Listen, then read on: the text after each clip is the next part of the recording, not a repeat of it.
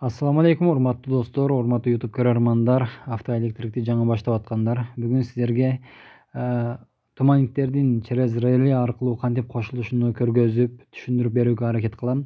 Албетте мен мыкты автоэлектрик эмесмин. Менде да азыркы кезде окуп аткан учурум, бирок ошентсе да кимдир бирөөлөргө бул кичине да болсо пайдасы тиет деген үмүттөмүн.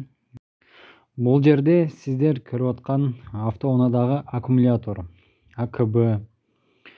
Бул жактан прямой пилус реленин 30 контагына барат. Андан кийин реленин 87 контагынан пилус туманикттердин пилусуна барат. 30дан кирип 87ден туманикттерге пилус барат.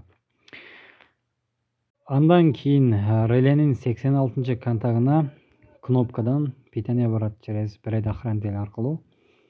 86дан барып 85ке болсо масса берилет. Масса автомобилдин корпусунан алып коюшса деле болот. Ал эми туманикттердин массалары булар кузовко катырылат. Анткени аккумулятордун массасы ошо кузовко катырылган, кузовдон бардык жака масса кетет.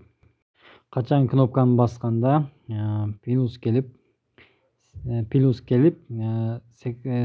менен 87ни бири-бирине кошкондо туманикттерге пилус барат. Мына ушундай жөнөкөй эле схема боюнча түшүндүрмө. Эгер видео жакса, лайк басып, подписация кылып коесуздар.